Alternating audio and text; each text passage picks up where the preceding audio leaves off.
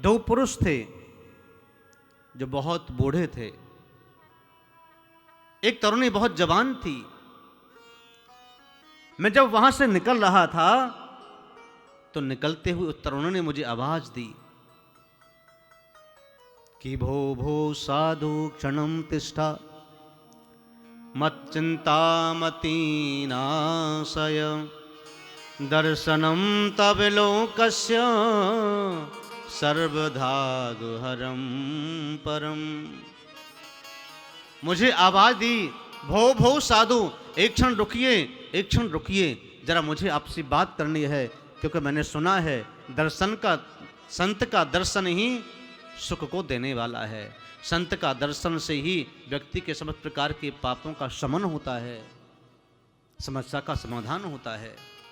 और देवी ने कहा कि मेरी बात को सुनिए, मैंने सुना है आप नारद हैं, आपने प्रहलाद को गति प्रदान की, आपने ध्रुव को प्रहलाद को ध्रुव को गति प्रदान कर दी।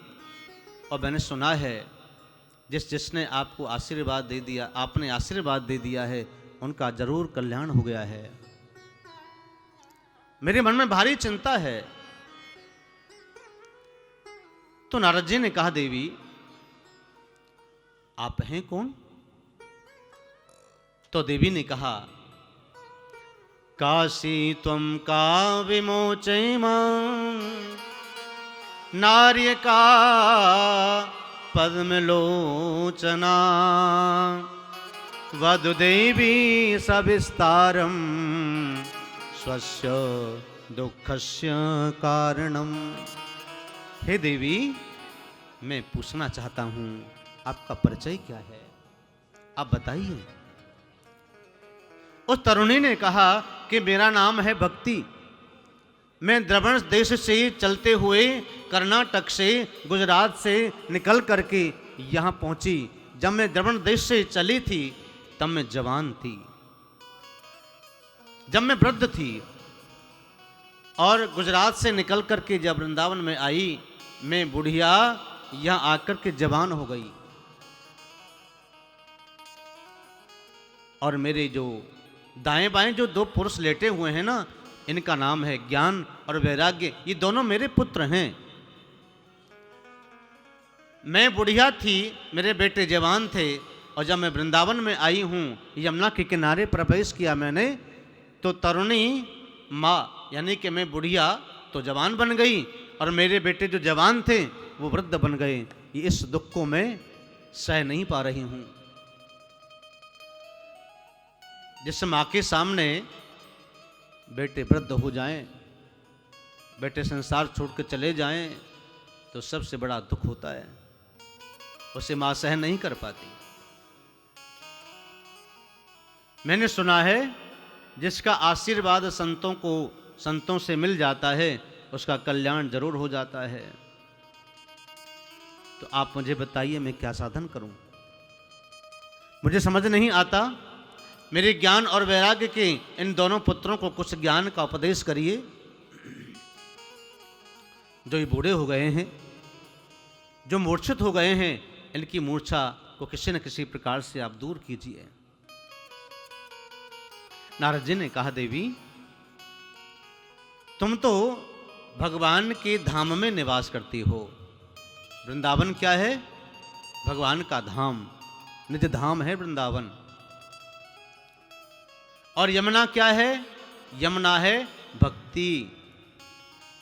भगवान के धाम में भक्ति के घाट पर बैठ करके तुम अपना कष्ट निवृत्त कर सकते हो। तो तरुणी ने कहा, देवी ने कहा कि मेरा कष्ट को तो आप ही दूर कर सकते हैं प्रभु।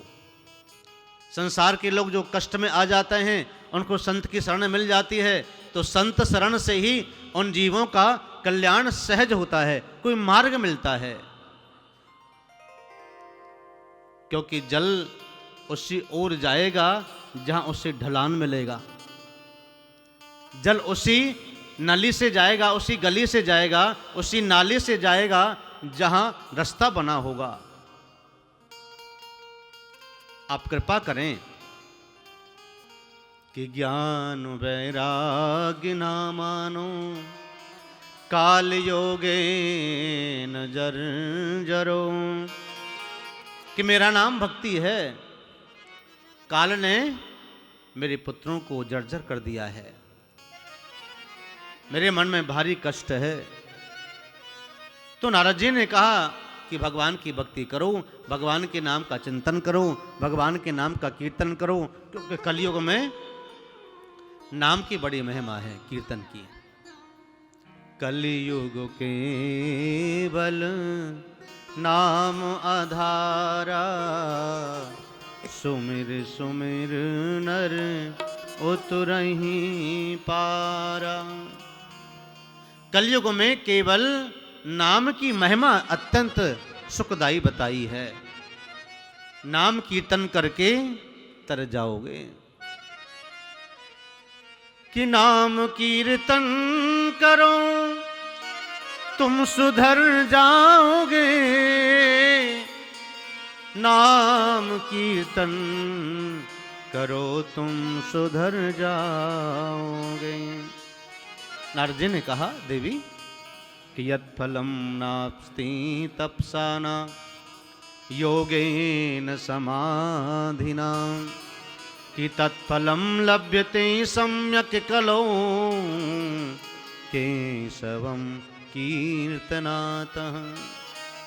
कि कलिकाल में केशव का, कृष्ण का कीर्तन करने से व्यक्ति अपने कष्टों से छुटकारा पा सकता है। इसलिए अपने घर में जितना समय मिले, जितना हो सके, भगवान का कीर्तन करिए। नारद जी ने भक्ति को कीर्तन का उपदेश दिया। तो भक्ति ने कहा प्रभु अभी मेरे पुत्रों का जो दुख है, फिलहाल तो कुछ साधन आप करिए ना। भक्ति के कहने पर नारद जी ने वेद वेदांत का पाठ पढ़ाया, सुनाया ज्ञान वैराग्य को। गीता का पाठ सुनाया, वेद वेदांतों का पाठ सुनाया, बार बार सुनाया।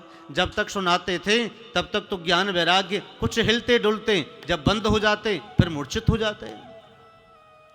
अब ये प्रयास करते करते करते करते बहुत देर हो गई।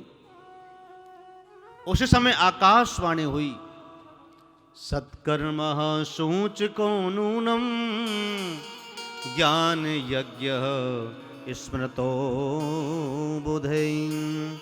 कि श्रीमद्भागवतालाप सतु गीत सुकादिभी।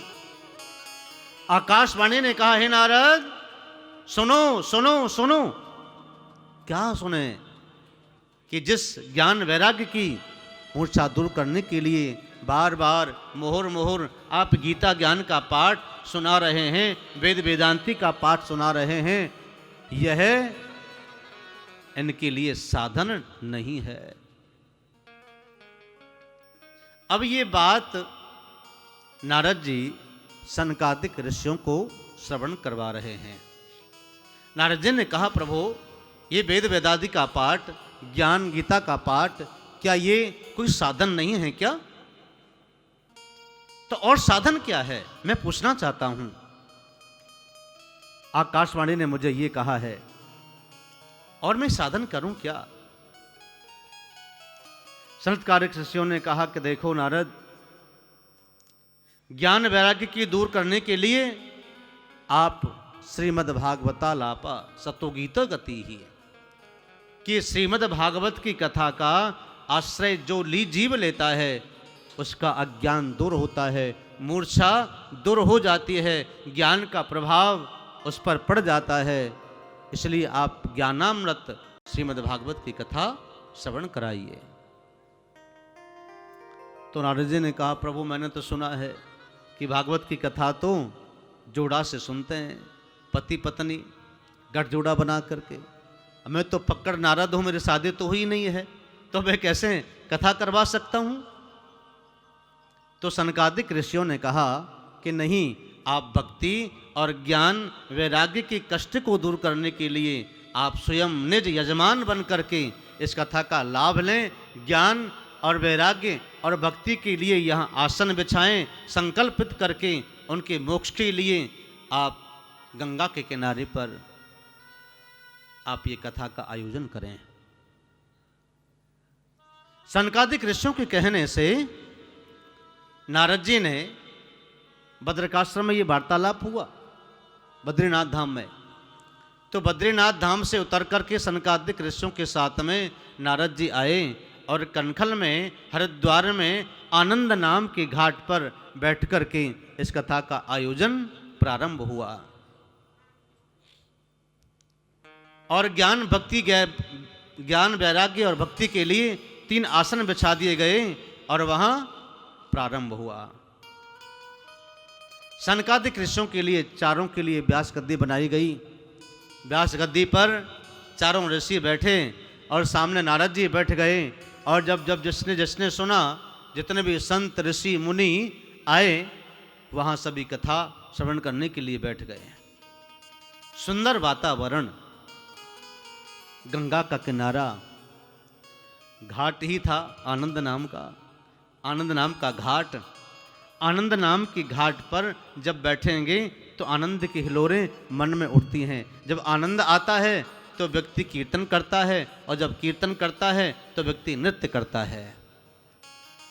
नृत्य की उत्पत्ति कीर्तन से ही होती है। कीर्तन का उल्टा करोगे तो क्या बनेगा? बोलो, नर्तकी।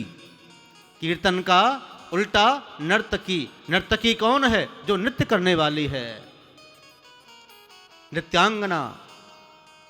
नृत्य भी एक भक्ति है जिसकी उत्पत्ति ही कीर्तन से होती है।